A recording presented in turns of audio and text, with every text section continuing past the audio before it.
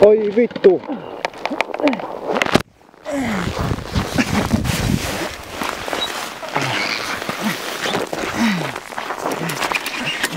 Kävikö? Mihin kävi?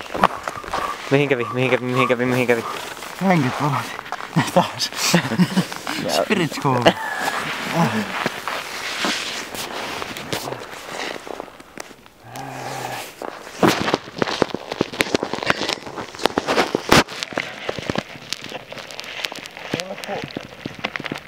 Pappa kertoi sulle, että käy huolta.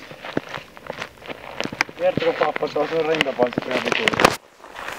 No joo, mä nyt halusin, että sä vedät. Ai saa. Sitä kypärää. Niin, kun ei ois ollut. Huhhuh.